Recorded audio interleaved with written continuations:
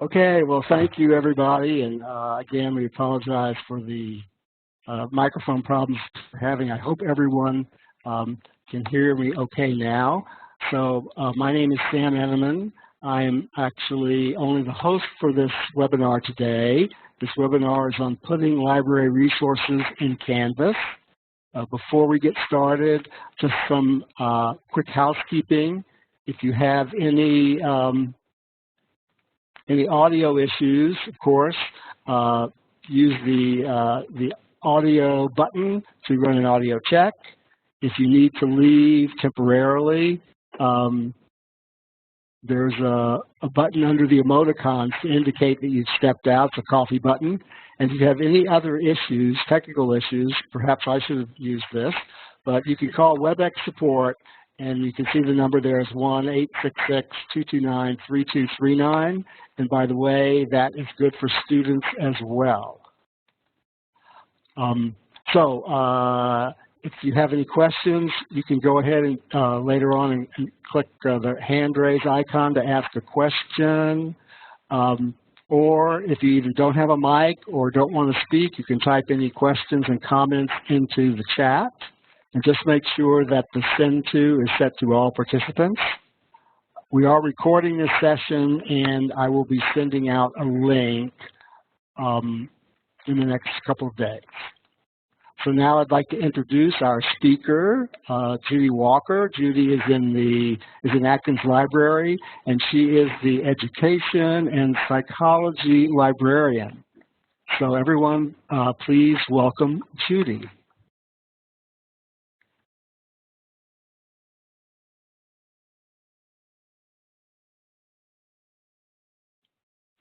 Hi, all. I think I need to share my application, and oops, excuse me a second, and voila! Isn't that wonderful? I hope everybody's still hearing me. Otherwise, I'll be talking to the air, which I'm usually doing anyway, because I do a fair number of what we call screencasts to our students, so I'm used to doing this. But before we actually get into the Canvas piece of this, what I want to do is take a few minutes for you to understand what kinds of resources and what we can do, the librarians can do for you, and in providing resources within your Canvas and also within your Moodle. But particularly with Canvas, since we're going to be moving there. First of all, if you are having you can talk with your liaison, and if you don't know who your liaison is, you can come over here where it says meet your subject librarian. And then I know we have sociology, so if we came all the way down to sociology, you would get this lovely picture, and that is Bridget Sanders. But almost every single degree or basic degree is in here, so you should be able to figure out what department you're from by looking here and getting a hold of. So if you were communication studies, that's in there twice because we actually have two librarians, or one of them needs to be taken out. There's one, and actually Mark is our current one that needs to be taken out. Alrighty, so that's how you get a hold of your subject librarian, and they're the ones that can help you with the next step on what kinds of resources. We have something, obviously your students can go out here and do whatever research they need to do with our site here. But if they're upper division students, this front page is not going to give them the in-depth kinds of research that databases and stuff that they need. And so what we've done is, if they were to click on the databases and go here, and you've probably done this, you see that we have a listing of all of the different databases. I happen to be education, so I'm going to go over there. Every single unit has some a database page. Now, I'm showing you this because this is actually a LibGuide. And that's what I'm going to be showing you once we get into Canvas, how to begin to embed this page right directly into your your guide or into your course. And so what I wanted to do is for you to see what kinds of guides are out there first, what kinds of resources you can pull and actually put into your into the Canvas. So this is one. These are just the databases. Another one, let me go back over here to research guides. If you click on the research guides in general, we again have a subject listing. So if we were to go to, now I know I have somebody from ELTI here, so your stuff is actually going to be under education because we didn't divide everything out into individual departments there. So you can see that Abby and I, Abby's the other education librarian, have created what we call LibGuides for a variety of things. Some of them are course specific. So if we were to if you just wanted to see the course guides, we would click there and go to education. And whoops, those are databases, excuse me, you didn't want that one. You just saw that. So here are the course guides. So if I click on this first one, and I'm sorry, I'm going to be probably using a fair number of education stuff because that's what I do, and it's easier for me to find some of the other stuff. I'm going to bring up a couple of the other ones as well. But anyway, so here, this is actually a course, what we call a course guide. I created this for a particular professor to be used in his class, and it includes, usually we look at your syllabus and then look at what kind of assignments you have and then bring in resources to help with that. Notice that each of these tabs is a different page, and that's important because a tab is a page, the whole thing is the guide. And that, again, this is going to be important in a few minutes when I actually go into the Canvas. Then the one other thing we have is we have what's called general topic. If we go in by type again, general purpose guides, which could be anything, you know, top 10 databases, a variety of things. They're not specific to a particular course, but they are helpful to your faculty or to your students. And then subject guides. So you can kind of look through here and see what is available to you already. If you want a course guide, obviously you would just then go ahead and contact your liaison and work through that person to have either a course guide or a database page, or I think our sociology person, let me go down, I hope I'm not getting everybody seasick here. If you go down to sociology, I know she has one that's just research methods, and this is her page, and she actually has a chat on, so a student could actually right from here get to discussing something, if not with one of our specific librarians, with one of the librarians that mans this 24/7, and they'll be able to help them at least get started on their research. So every library, I'll tell you this right now, every librarian does this a little bit differently, but in general, they will create the guide to work with your assignments. But anyway, and what's up there? Oops, I'm not sure what that is. All right, so having said that, and I hope that if there are any questions, put them in, I guess, in the chat because I can't see what's going on. Let's go over to Canvas. Now, I do not have, well, I do have, I'm a partner or a co-designer in one of the MDSK classes, but I'm going to actually just go ahead and use my Sandbox to show you what's going on. And I should point out too that if you have, if you're doing off just strictly all online courses, your liaison, again, can be very helpful if you put them in as a co-designer that can answer questions if students need help and so forth and so on. We don't mess around with your content at all, but we can, through discussions and stuff like that, help students if they have questions. So, all right, so here is my Sandbox. And what you do, oopsie daisy, that's not what I wanted up there. Let me go over to my modules. Okay, how you put something together or how you put your course together is up to you. And there's two ways that you can incorporate our library resources. One of them is through modules and one of them is through pages. And I really recommend probably using the modules piece, primarily because it does a better job of actually displaying the material than the page setup does. So if you're doing modules, what I would probably recommend is go ahead and click on a module and you can say, all right, this is going to be the library research module. Okay, so anything having to do with the library would be in here, and you would then do a module. Then within the module, you can do a variety of things. So if I click on the add, and we're not going to add an assignment, what we're going to do is actually add something called an external tool. And click on that, and then these are a whole bunch of external tools that I have no idea what they're doing.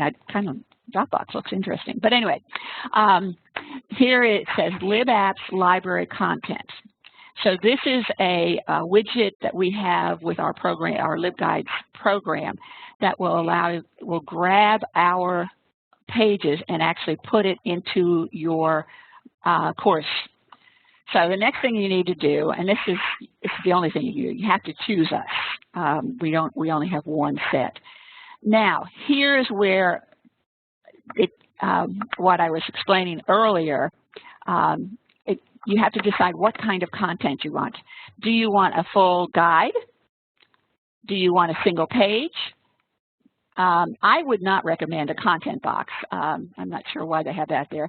Do you want all of our databases, our A to Z list? Do you want just the database for a specific subject?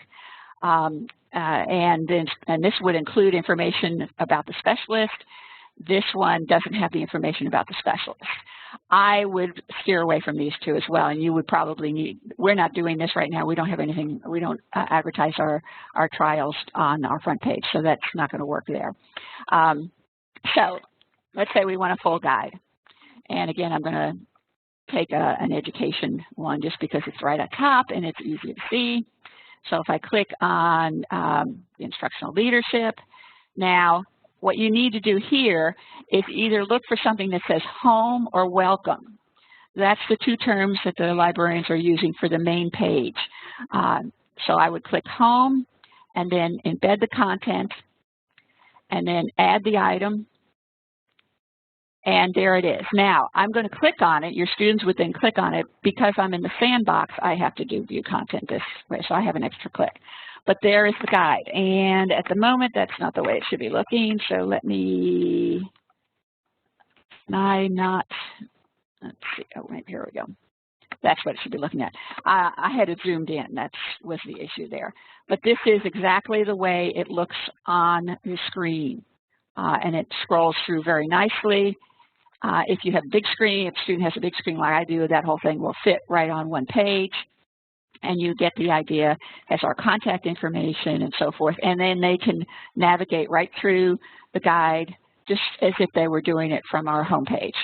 And this one actually, now what happened with this is this actually is linked to a guide, a different guide. So it actually took them out of the of Canvas, but they can easily get back by clicking on the tab. It does open a new tab, which is helpful. So that's one thing you can do. And so I'm going to go back and click on modules again. The other module a lot of you may be wanting is having to do with databases. So again, we click on add a module, go to external tool, scroll down to LibGuides or LibApps. Again, choose us. This is very repetitive. Now this time, if you just want the databases, you don't care about, you don't have a guide or anything like that, you can click on databases for your specific subject and then go down and we can do anthropology here and then embed and add. And now this time what we get, and again, I'm sorry about this extra click. Here is the anthropology person. in this site, we actually have usually our best bets up first, and then a whole list of any other additional guides for that particular subject area. And you'll notice too, it also lists any of the other subject guides that she has created for anthropology. So I'm going to go back one more time to modules. The only other one that you might want is the idea. Let me do this one again. One more time through. Repeating is practice makes perfect. Again, research. Now this time I'm going to go grab, we're going to do another full guide. No, actually this time we're going to do a page, a single page. And we're going to go, in this case, I'm going to look for a particular one, MDSK, and take the my science course.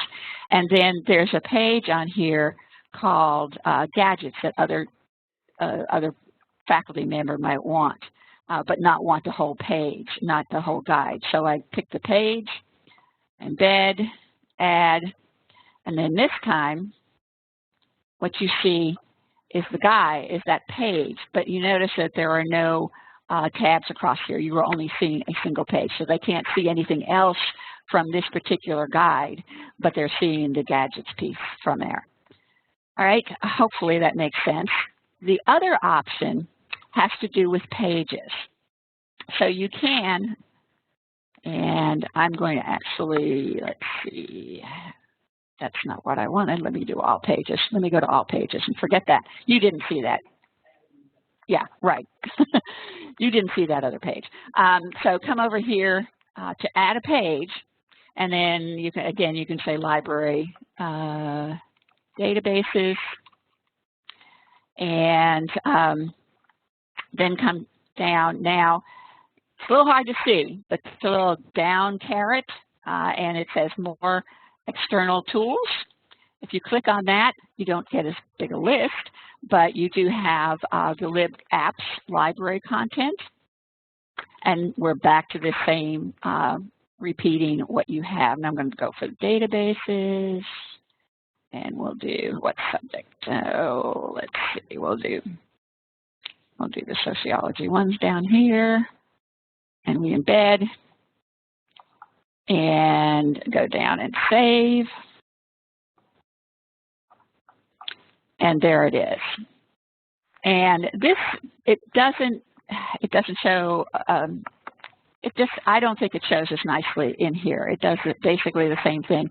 It's true that there are fewer clicks, but I think attractive-wise, it might be better to use the module piece. And the students may actually understand that a little better, meaning that the library is a kind of unique module or a piece of a tool that they can use to do all of their research. But again, it's up to you and however you have created your course and how you arrange your course. So you can do it either through the pages by adding a page and doing that, again, going back to my pages and doing, have to view all pages first and then do that add page, and there's that little link up there.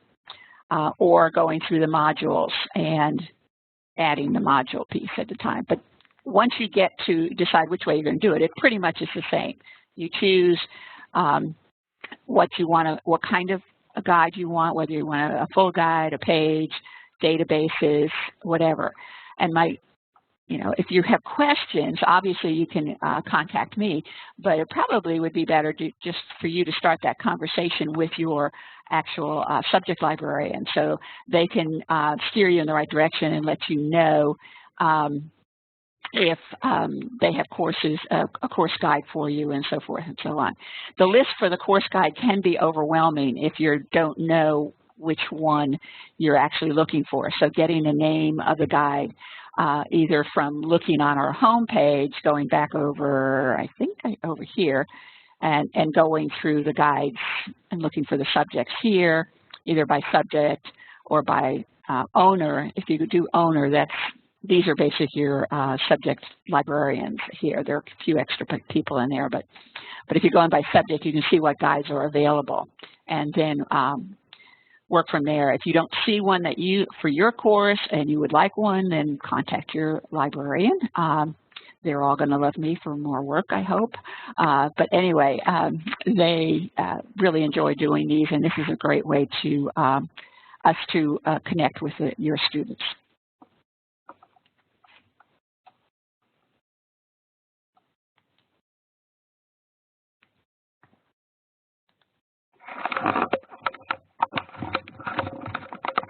So we still have, this is Sam again, of course. Are there any questions that you have for Judy? We'll be happy to take questions now, if you have any. You can always contact Judy or us at CTL if you need help with this, but it's pretty straightforward. We tried to make it as easy as possible.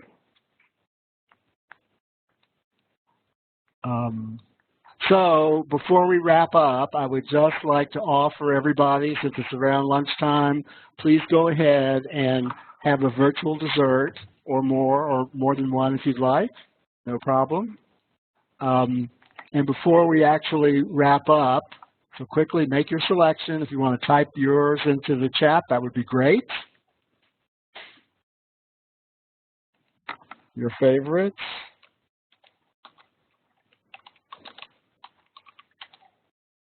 Oh, well, okay, so just one more thing. So I'd just like to point out a couple of upcoming webinars we have later this month and next month. So on the 25th, we have Florence Martin, who will be doing the second in her series about teaching online. And this one, as you can see, is on effective time management strategies for teaching online. Very, very important. And then in November, we kick off with Bobby Hobgood from the Learning Resource Center series about actually leading web conferences better. So you can see his first topic is on engaging participants in a web conference. So again, thank you very much for attending, and we will be sending you a link to the recording in the next couple of days. So thanks very much.